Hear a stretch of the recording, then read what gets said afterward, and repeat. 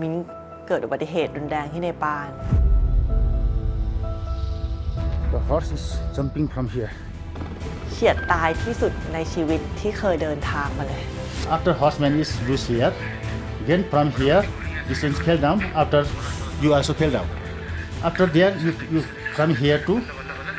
You are from here. You are the back this side. This road. This road.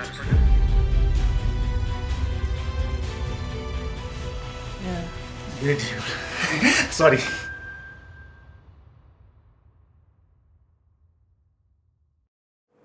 วันนี้มิ้นจะมาเล่าเรื่องประสบการณ์เฉียดตายที่เนปาลมาค่ะจริงๆหลายคนก็คงได้เห็นโพสต์ที่มิ้นโพสต์ไปแล้วล่ะว่ามิ้นเกิดอุบัติเหตุรุนแรงที่เนปาลน่าจะเฉียดตายที่สุดในชีวิตที่เคยเดินทางมาเลยวันนี้มาเล่าให้ฟังเพื่อที่ว่าเล่าเป็นอุทาหรณ์เราจะได้เรียนรู้ความผิดพลาดที่มันเกิดขึ้นในเหตุการณ์เหล่านี้ไปด้วยกันแล้วก็หวังว่ามันจะไม่เกิดกับคนอื่นนะคะเหตุการณ์ที่เกิดขึ้นมันเกิดขึ้นหลังจากที่มินถ่ายทำเสร็จหมดละมินไปอยู่ที่ Upper Mustang นะแล้วก็ได้เดินทางไปที่อาณาจักรต้องห้ามใครยังไม่ดูไปดูได้นะคะแล้วก็หลังจากนั้นเนี่ยก็ไปถ่ายทำอยู่ที่หมู่บ้านที่ชื่อว่ายาราเกี่ยวกับหมู่บ้านที่ผู้หญิงมีสามีหลายคนแล้วก็สามีเป็นพี่น้องกันเนี่ยก็จำได้ว่าวันนั้นถ่ายเสร็จหมดแล้วก็แบบอ๋อดีจังถ่ายเสร็จหมดแล้ววันที่เหลืออีก3วันเราก็จะเดินสบายๆไม่ถ่ายอะไรแล้วเดี๋ยวจะเดินป่าไปเรื่อยๆเดี๋ยวจะไปที่วัดมุกตินาถไปนั่งสมาธิที่นั่นสักหน่อยก่อนที่จะกลับกรุงเทพคือช่วงที่ต้องเดินเขา3วันเนี่ยมันเป็นการเดินที่ค่อนข้างยาวเป็นการเดินแต่ละวันเนี่ยประมาณ9ชั่วโมงวันถัดไปเนี่ยจะต้องเดิน12ชั่วโมงเป็นเส้นทางที่ค่อนข้างยากซึ่งจริงถ้าร่างกายปกติเนี่ยมันก็เดินได้แต่เผอิญว่าเป็นวันนั้นของเดือนมาพอดีเราก็ฝืนเดินนะแล้วเส้นทางมันจะมีจังหวะขึ้นเยอะลงเยอะแล้วก็จังหวะลงมันเป็นหินกรวดเยอะมากแล้วเวลาที่เหมือนร่างกายมันไม่ค่อยไหวแล้วขามันปวดท้องมันปวดอะเรามองว่าเป็นความเสี่ยงที่เวลาเราเดินลงแล้วมันอาจจะสไลด์ลงมาได้แล้วมันก็จะเกิดอุบัติเหตุได้ก็เลยมานั่งคิดกันว่าวันรุ่งขึ้นน่ะต้องเดินตั้ง 12-13 ชั่วโมงคือจะเป็นวันที่เดินหนักมากเขาบอกว่ากลุ่มก่อนหน้าเริ่มเดินกัน 7 โมงเช้าไปถึงที่พักตอน 1 ทุ่มส่วนคนแบกกระเป๋าพอร์เตอร์ไปถึงที่พักกันเกือบ3 ทุ่มเราก็ฟังแล้วแบบโอ้แล้วเราร่างกายไม่พร้อมมาทำยังไงทางไกด์เนี่ยคุณจังบูก็เลยบอกว่าเฮ้ยมันมีออปชันการนั่งม้านั่งช่วงแรกไหมสัก3 ชั่วโมงครึ่งจะได้มีแรงเอาไว้เดินลงเขาก็เสนอมาแบบนี้เราก็แบบเฮ้ยม้ามันปลอดภัยไหมคะเขาก็บอกว่าเมื่อวานน่ะกลุ่มเยอรมัน4 คนก็ขึ้นม้ากันไปหมดเลยที่นี่ขึ้นม้าเป็นเรื่องปกติม้าเนี่ยมันเดินเร็วขนาดไหนคะเพราะเราก็กลัวม้ามันจะวิ่งไหมนึกภาพออกไหมแล้วมันภูเขาเขาก็บอกว่าเอางี้เดี๋ยวให้เดินไปพร้อมๆกับคนเดินแปลว่าจะไม่ได้เดินเร็วกว่าใครเลยคนที่ตัดสินใจเดินเราอยู่บนม้าคนจูงม้าคุณจังบูทุกคนจะไปค่อยๆไปด้วยกันแล้วบอกถ้างั้นโอเคดูมีสติงั้นก็เอาตามนั้นพอเช้าวันรุ่งขึ้นมาถึงก็กินข้าวเช้าอะไรกันตามปกติอากาศดีมากกินข้าวเรียบร้อยก็เดินออกมาดูม้าจังหวะนั้นน่ะจริงๆเราก็เหมือนเห็นนะว่าความสัมพันธ์ระหว่างเจ้าของม้ากับม้าดูไม่ค่อยดีเท่าไหร่ดูเหมือนม้าดูหงุดหงิดดูเหมือนแบบเหวี่ยงนิดนึงแต่ก็คิดว่าเรา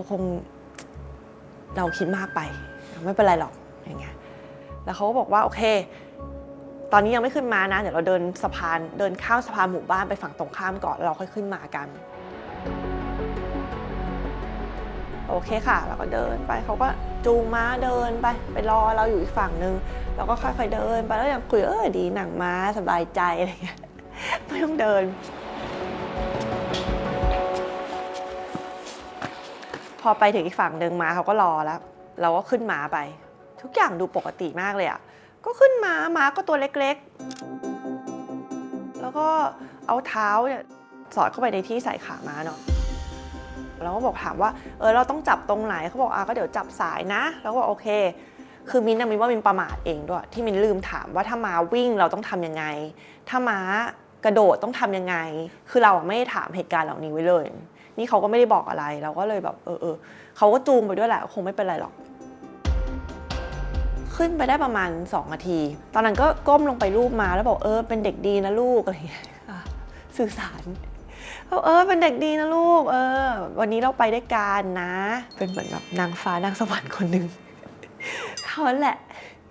เดินไปได้อีก1 นาที2 นาทีเองมั้งมันเป็นช่วงทางแคบคือจากกว้างอยู่อะแล้วมันเข้าแคบแล้วก็เป็นเงาจากพระอาทิตย์ตอนเช้านึกภาพ7 โมงเช้าเนาะเงามันตรงนั้นมันจะมืดหน่อยแล้วทางน่าจะประมาณเนี้ยเท่านี้เลยเท่ามือมันเนี่ยประมาณนี้แล้วก็เลาะไปตามไหล่เขาฝั่งนี้จะเป็นเหมือนทางลาดลงพร้อมกับก้อนหินเต็มไปหมดเลยนะลงไปแล้วจะไปเจอแบบลำธารที่ผ่านเข้ามาในหมู่บ้านก้าวเข้าไปได้2 ก้าวเองมั้งเหมือนม้ามันทำอย่างเงี้ยสายขวยอย่างเงี้ยไม่ล่ะแต่ก็คิดว่าเขาคงเอาม้าอยู่เพราะเขาเป็นเจ้าของม้าแต่ตอนนั้นไม่รู้แล้วว่ามันเกิดอะไรขึ้นบ้างนะรู้แค่ว่ามันสายไปสายมาถอยหน้าถอยหลังแล้วก็เริ่มกระโดดแล้วพอม้ามันเริ่มกระโดดเราก็แบบเหมือนดีดขึ้นไปกับเขาอะเราก็เริ่มวิ่งในหัวตอนนั้นแบบโอเคม้าวิ่งม้ากระโดดเหวไม่ทันไรก็ตัวก็หล่นลงมาเลยแล้วพอล่วงลงมาเสร็จปุ๊บรู้แค่ว่าเราถูกลากไปเพราะว่าขาข้างซ้ายยังติดอยู่ตรงที่ใส่ขาไว้อะ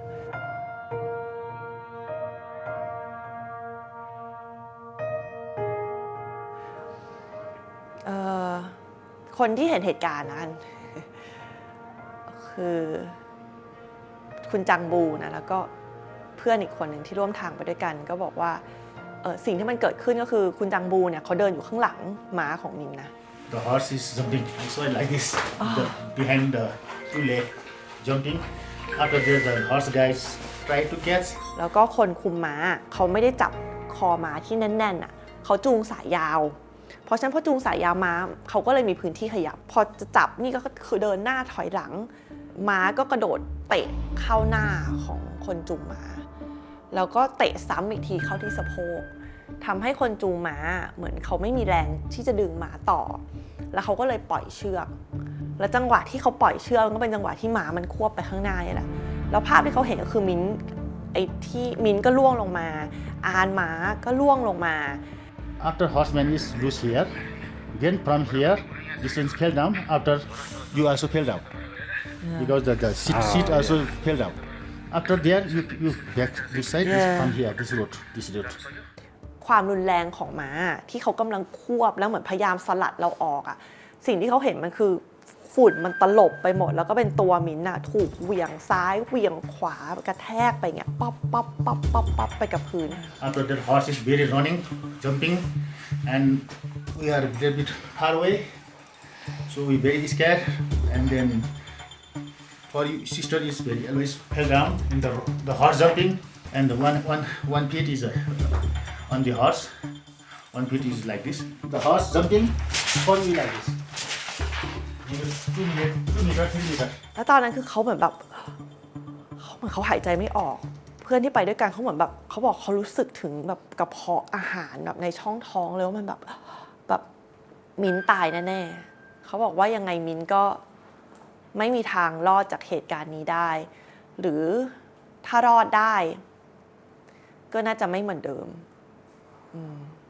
แล้วก็จังหวะนั้นเขาทั้ง2 คนก็เหมือนแบบน้ำตาไหลออกมา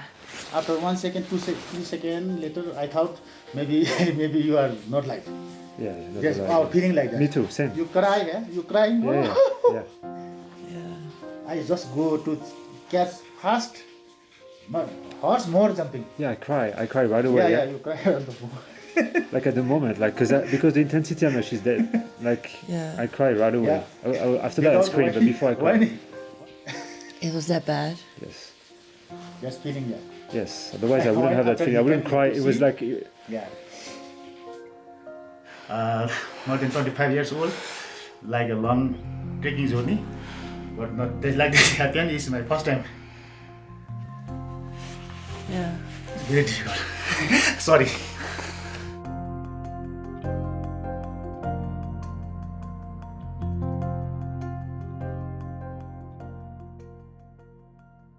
ตัดกลับมาที่มิ้นช่วงระหว่างที่ถูกลากเนี่ยเรามันเป็นความสงบ ซึ่งไม่น่าเชื่อเลยอ่ะมันทุกอย่างมันสงบแล้วก็นิ่ง ไม่ได้กรีดออกมาเลยสักนิดเดียวแล้วก็ไม่ได้มีความกลัวอยู่ตรงนั้นเลย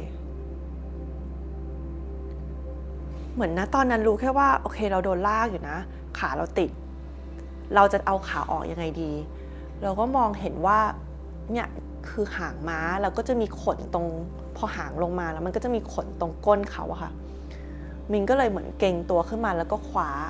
ไอ้ขนตรงนั้นไว้อะแล้วก็เอาขาออกมาแล้วพอจังหวะที่ขาออกมาได้อะก็จำได้ว่าตัวมันก็กิ้งต่อไปแป๊บนึงแล้วเราก็ลุกขึ้นมาแบบพอกิ้งไปเราก็ลุกขึ้นมาเหมือนมันนั่งอะมันนั่งไว้แล้วก็แบบ अनि यहाँ हामी पछि चाहिँ सबै आएर केटीलाई यहाँ उसमा ल्याएर केटीले यहाँतिर केटीलाई घोडाले छाडेपछि खुट्टा छाडेपछि अनि ऊ यहाँ इलेक्ट्रिकमा चाहिँ अलिकति उसको हात खुट्टा जिउ ढाँड सबै के चल्ने भएको जस्तो लाग्यो मलाई यसमा चाहिँ रेस्क्यु तुरुन्तै गर्नुपर्ने भयो นั่งนิ่งๆไว้เลยแล้วก็มองเห็นว่าม้าเจ้ากรรมตัวนั้นก็ วิ่งลงไปข้างล่างวิ่งลงทางหินอะทางหินใหญ่ๆอะลงไปกินหญ้าอยู่ข้างล่าง गोरा मान्छे पनि यहाँ छन् गोरा चाहिँ उतै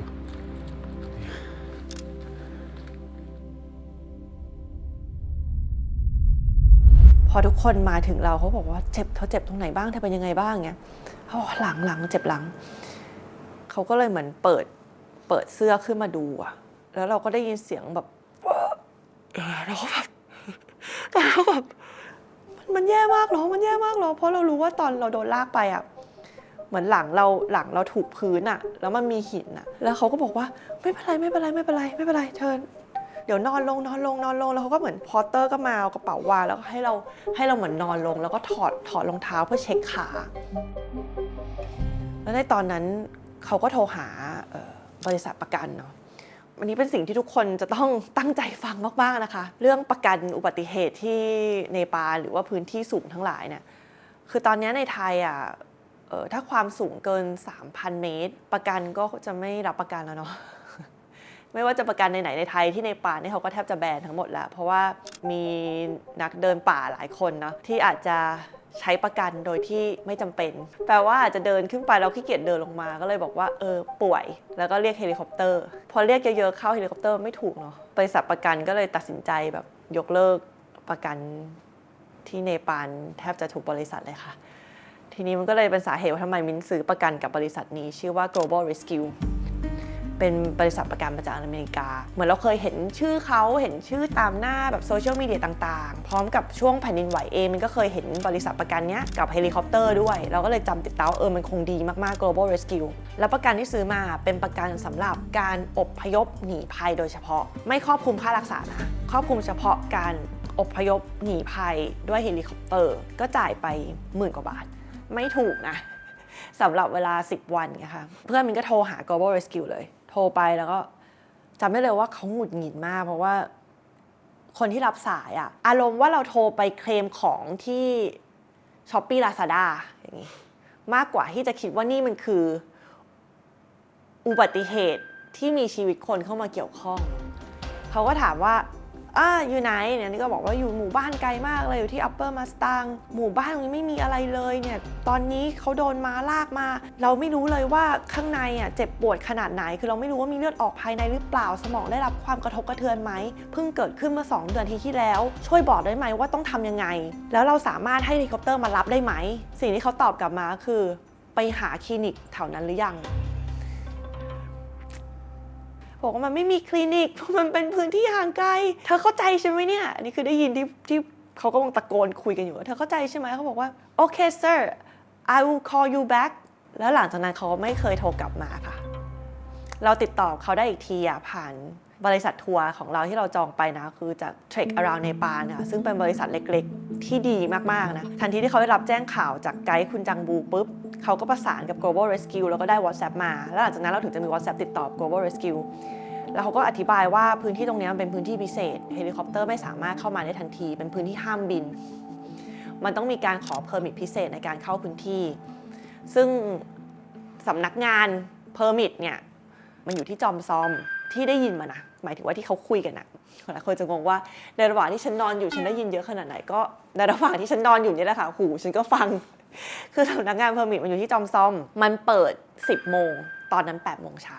มันเปิด 10 โมงเพราะฉะนั้นเราต้องรอเพอร์มิทนอกจากเพอร์มิทขึ้นบินตามปกติมันต้องมีเพอร์มิทพิเศษนี้ด้วยประมาณนี้นี่คือสิ่งที่รู้ณเวลา 8 โมงกว่าๆหลังจากนั้นเนี่ยคุณจังบูบอกว่าเราต้องถ่ายรูปสถานที่ที่เกิดเหตุแล้วก็ให้เขาบริษัทประกันประเมินว่าเธอจำเป็นต้องใช้เฮลิคอปเตอร์จริงไหม The horse is jumping from here. यहाँबाट चाहिँ घोडा उब्रिएको यहाँ तर्सिएको घोडा यहाँबाट उब्रियो सट्टै यहाँबाट घोडा उब्रिँदाखेरिเขาก็เดินไปถ่ายรูปกันแล้วก็เนี่ยถ่ายสภาพมินนั่นคือเป็นสาเหตุที่มินถึงมีรูปเต็มไปหมดเพราะว่าส่งบริษัทประกันค่ะมันก็นอนอะไรอย่างนี้แล้วก็เขาก็บอกว่านอนไว้ตรงนี้ไม่รู้เฮลิคอปเตอร์มาเมื่อไหร่น่าจะใช้เวลาหลายชั่วโมงอยู่งั้นเดี๋ยวเราแบกเธอกลับที่พักไหมตอนแรกเขาบอกว่านั่งมอเตอร์ไซค์กลับไหมฉันแบบเพิ่งรอดจากมามอเตอร์ไซค์ไม่มอเตอร์ไซค์ดีกว่าค่ะถ้ามอเตอร์ไซค์ทิ้งฉันไว้ตรงนี้ที่เดิมดีกว่าเขาก็เลยบอกว่างั้นเดี๋ยวสลับกันแบกพอร์เตอร์ก็มาแล้วก็แบกมินขึ้นหลังผัดกันกับคุณจังบูแบกมินไปที่พักค่ะ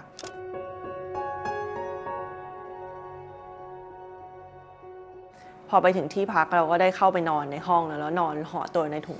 อยู่ในถุงนอนอะไรเงี้ย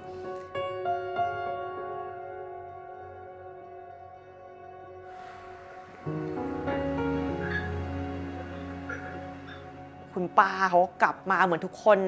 ในหมู่บ้านได้ยินเรื่องราวก็กลับมาเขาก็ทำกับข้าวให้กินเอาน้ำชามาให้ดื่ม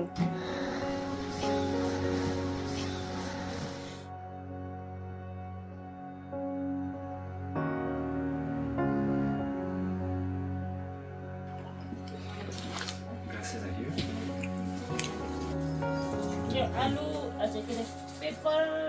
अचार सल्ट यहाँ छ है outside the worker is given not so good. แล้วเพอมีคุณหมอคนหนึ่งที่นั่นด้วยชื่อคุณโรซิต้าค่ะเป็นหมอประจำอยู่ที่คลินิกที่นั่นแล้วเขาก็มี first aid kit มาเขาก็ทำแผลให้มิน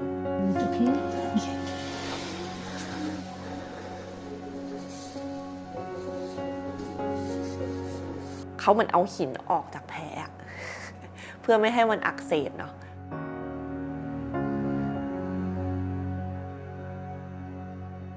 เขาก็ค่อยๆทำแผลไปแล้วก็ขอบคุณเขามากจริงๆ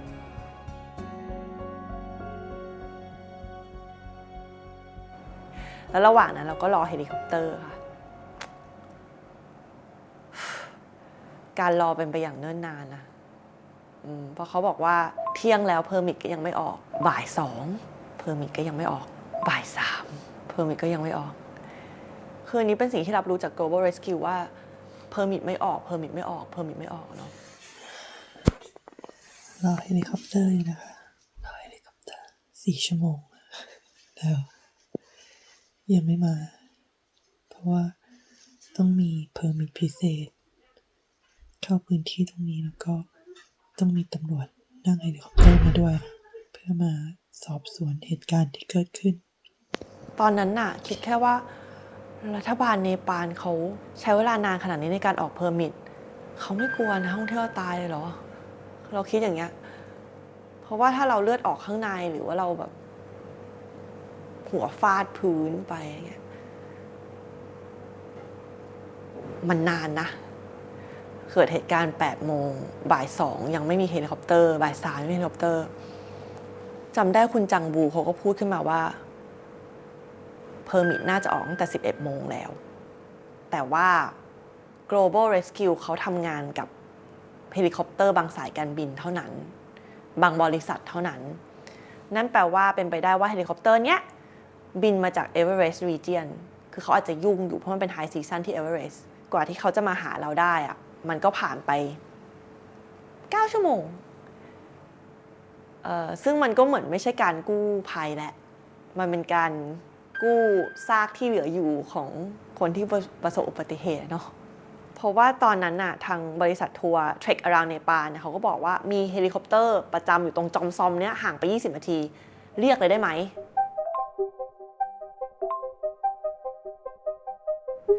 Global Rescue ตอบว่าห้ามเรียกเพราะถ้าเธอเรียกฉันจะไม่จ่ายเงินค่าเฮลิคอปเตอร์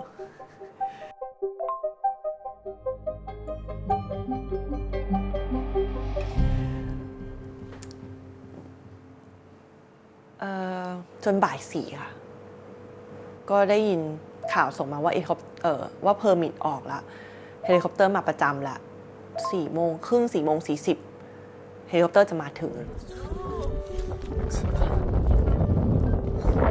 Oh my goodness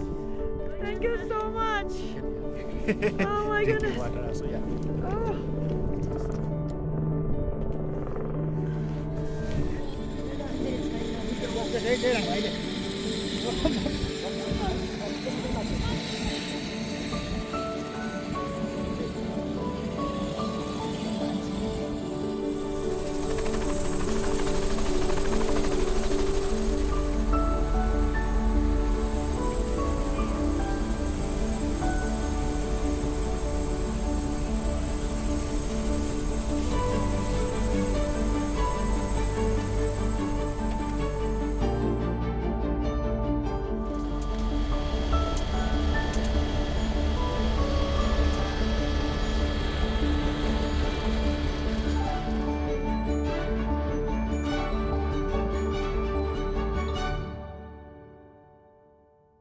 แล้วก็ระหว่างที่บินน่ะ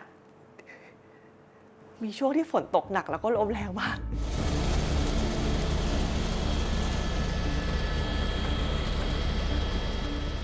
ตอนนั้นอะถ่ายไว้แล้วเราคิดในใจว่าหรือเราจะรอดจากม้าเพื่อมาเจอเฮลิคอปเตอร์วะคือฝนมันตกหนักมากแล้วแบบมองไม่เห็นทางเลยอะนักบินก็มองไม่เห็นทางนักบินก็เหมือนอย่างเงี้ยเหมือนเขามองไม่เห็นนะเราคิดในใจโอ๊ยชิบหายเลย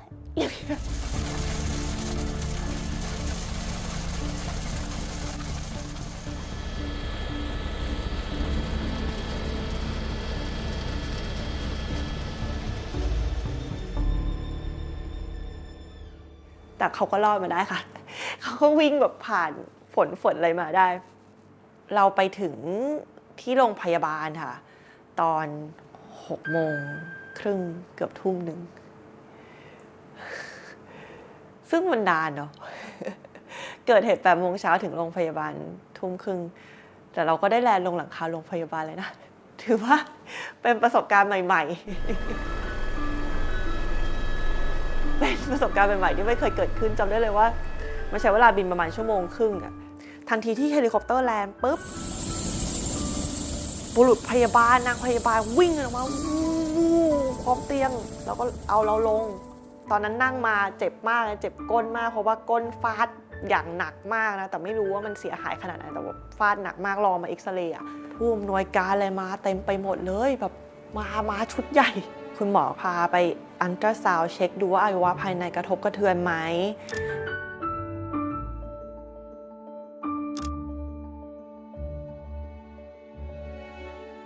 เอ็กซเรย์หมดเลยแถวเนี้ยเอ็กซเรย์ขึ้นคอเอ็กซเรย์หมดเลยผลออกมาว่าแค่แผลถลอก ไม่มีอะไรหักเลยแผลถลอกและรอยช้ำมากมายบนหลังมิ้นเท่านั้นแล้วเขาก็จัดการแอดมิด1 คืน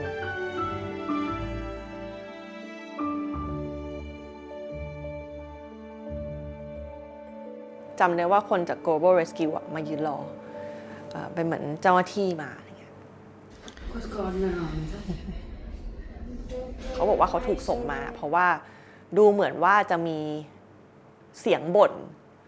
จากพวกเธอว่าพวกเราไม่ได้ดูแลพวกเธออย่างดีอะไรเงี้ย ในเมื่อเขามาแล้วเราก็เลยถามทุกคำถามที่เราอยากจะรู้เพราะเราก็ข้องใจเหมือนกันว่า Global Rescue จ่ายเงินเพื่อให้เธอกู้ภัยฉันทำไมกลายเป็นปฏิบัติการกู้ร่างเลยวะเราก็ถามเขาว่าถามเธอตรงเลยนะเธอทำงานกับกี่สายการบินอะเขาก็ตอบอ้อมไปเนาะสไตล์อเมริกันชนอะเขาก็ตอบอ้อมไปว่าจริงๆแล้วเราก็ทำงานกับทุกสายการบินแหละแต่ว่าสายการบินที่เรามั่นใจก็มีสายการบินเนี่ย Fishtail ได้อันนี้เป็นสิ่งที่ทุกคนก็พูดตรงกันทั้งหมอพยาบาลแล้วก็ทุกคนก็บอกว่าเขาทำงานแค่กับ Fishtail เขาทำงานแค่กับ Fishtail แล้วก็โอเคเธอได้เพอร์มิทออกมาตอนกี่โมงเขาก็บอกว่าแล้วเขาก็เริ่มดูมือถือเขาเนาะดูถือเขาแล้วก็แบบว่าเหมือนเขาตอบไม่ได้อะแล้วเพื่อนก็เลยถามไปว่าเธอไม่มีแบ็คล็อกหรอแบ็คล็อกมันคือบันทึกหลังบ้านเนาะเพื่อบอกว่าเกิดอุบัติเหตุตอนนี้ส่งจดหมายส่งคำร้องตอนนี้เครื่องคอมพิวเตอร์ออกตอนนี้คือเหมือนมันต้องบันทึกว่าทั้งหมดว่ามันเกิดอะไรบ้างเหมือนแบล็คบ็อกซ์อะค่ะมันจะรู้หมดว่าเกิดอะไรบ้างสิ่งที่สำคัญเขาบอกว่าบริษัทเราไม่มีแบล็คล็อกบริษัทกู้ภัยระดับโลกแล้วเขากู้ภัยแบบที่เอเวอเรสต์อะปฏิบัติการที่มันความเป็นความตายแล้วมีความเสี่ยงสูงมากแต่เขาไม่มีแบ็คล็อกทุกคนตอนเขาพูดอย่างนั้นเราก็อึ้งไปแล้วแบบแล้วเขาก็เลยแบบเนี่ยนั่งไล่มือถือแล้วก็บอกว่าเนี่ยเวลา 5 a.m. American Eastern Time เราแจ้งแบบนี้เธอลองคำนวณเวลาสิฉันก็ไม่รู้เหมือนกันว่ามันคือกี่โมงที่เนปาลอย่างเงี้ยเธอลองคำนวณบวก6ไปดูบวก7ไปดูแล้วก็เป็นการคุยที่ไม่มีคำว่ามืออาชีพเลยค่ะมันเลยยิ่งทำให้เกิดคำถามว่าจริงๆแล้ว10 ชั่วโมงที่ผ่านไปมันเกิดอะไรขึ้นเนาะมันอาจจะเป็นแบบที่เขาพูดจริงก็ได้ว่ารัฐบาลเนปาลไม่ออกเพอร์มิทจนกระทั่ง4 โมงหลังจาก8 ชั่วโมงผ่านไปหรือมันก็อาจจะเป็นไปได้เหมือนกันที่ทุกคนสงสัยว่าเขาทำงานกับบริษัทเฮลิคอปเตอร์แค่เจ้าเดียวแล้วมันก็เป็นเรื่องผลประโยชน์ต่างๆทำให้เขาเลือกผลประโยชน์เหนือชีวิตของเราชีวิตเราอาจจะไม่สำคัญเท่าไหร่ก็ได้เหมือนกันนะซึ่งอันนี้ก็ ให้คิดกันเองมิ้นมีคำตอบของมิ้นแต่ก็แล้วแต่ค่ะทีนี้มันก็เลยมาถึงสิ่งที่อยากจะบอกว่าการไปที่เนปาลนะคะเราต้องรู้ก่อนไปว่าถึงแม้ว่าจะมีคนไปเยอะแค่ไหนมันจะมี expedition เยอะแค่ไหนเราจะเห็นคนขึ้นเอเวอเรสต์กลับมาอย่างปลอดภัยแค่ไหนเราจะเห็นคนไปเทรคกลับมาแล้วปลอดภัยแค่ไหนแต่เนปาลก็ยังเป็นพื้นที่ที่ห่างไกลอยู่ดีเพราะฉะนั้นเราต้องรู้ก่อนว่านี่คือความเสี่ยงเวลาเราไปเดินเทรคที่ไหนก็ตามในเนปาลเนี่ยถ้าเกิดเหตุอะไรขึ้นมันใช้เวลาในการที่จะไปถึงความช่วยเหลือหรือจะได้รับความช่วยเหลือสิ่งที่ดีที่สุดที่มินว่าทำได้นะคือหาประกันที่เรารีฟันเงินให้เราทีหลังเราจะได้เลือกเฮลิคอปเตอร์ของเราเองมันน่าจะง่ายกว่าแล้วก็ทุกครั้งที่จะไปเนี่ยก็ถามบริษัททัวร์ไว้ด้วยว่าเขามี first aid kit ไหมเขามีบริษัทเฮลิคอปเตอร์ไหนที่เขาทำงานด้วยเขามีบริษัทประกันไหนที่เขาแนะนำมินคิดว่ามันน่าจะปลอดภัยที่สุดแทนที่เราจะคิดเข้าไปเองแล้วก็เนี่ยเดี๋ยวฉันจะทำบริษัทประกันกับบริษัทนี้นะเพราะฉันว่ามันเวิร์กแต่พอลงพื้นที่จริงมันไม่เวิร์กอ่ะมินว่าเนี้ยสำคัญมากแล้วก็นั่นแหละค่ะอย่าขึ้นม้าเลยถ้าไม่จำเป็น เพราะว่าบนภูเขาอะไรก็เกิดขึ้นได้เนอะทางมันไม่ได้เรียบอ่ะแล้วยิ่งถ้าเราขี่ม้าไม่เป็นอย่างเงี้ยเราเหมือนเอาชีวิตไปฝากไว้คนอื่นเลยนะเพราะฉันก็ฝากไว้กับตัวเองดีกว่าเดินด้วยขาของตัวเองก่อนไปคำนวณวันสักนิดว่าโดยเฉพาะผู้หญิงว่าเราจะมีวันนั้นของเดือนเมื่อไหร่อะไรคำนวณสักนิดนึงแล้วก็ถ้าไม่ไหวนั่งรถเถอะ อย่านั่งม้าเลยก็น่าจะประมาณนี้ค่ะจริงมิ้นอยู่ที่กาฐมาณฑุมันก็นอนโรงพยาบาลแค่คืนเดียวเองวันรุ่งขึ้นก็กระเพกออกไปหาของกินแล้วก็เดินกระเพกไปเรื่อยแล้วก็อีก 3-4 วันมิ้นก็บินกลับมาไทยแล้วก็มารักษาแผลเป็นอะไรของมิ้นมากมายตอนนี้แผลมิ้นก็แทบจะไม่มีแล้วเหมือนแทบจะไม่มีอะไรเกิดขึ้นกับหลังมิ้นแล้วอะอาจจะมีเจ็บก้นกบอยู่นิดหน่อยแต่เอ็กซเรย์มาแล้วว่าไม่หักมันก็อาจจะยังมีการช้ำอยู่บ้างแต่ก็ดีมากก็ขอบคุณที่ยังมีชีวิตอยู่ในวันนี้ยังหายใจอยู่แล้วก็ขอบคุณ Trek Around Nepal ด้วยนะคะบริษัททัวร์ที่ดูแลมิ้นเป็นอย่างดีนะแนะนำนะคุณจังบู ที่น่ารักคุณหมอโรซิต้าคุณป้าคุณน้าที่หมู่บ้านทุกคนที่คอยดูแลนะคะพอตเตอร์ของมินที่คอยแบกมินนะแม้กระทั่งคนจูงม้าค่ะเขาก็หายดีนะเขาไม่ได้เป็นอะไรบ้างนะคะทุกคนแล้วเจ้าม้าตัวนั้นเองด้วยก็ตามนะนี่ก็เป็นประสบการณ์ที่ยากจะลืมแต่ก็ไม่ได้มีอะไรน่าเศร้าอะไรนะคะประมาณนี้นั่นแหละจบ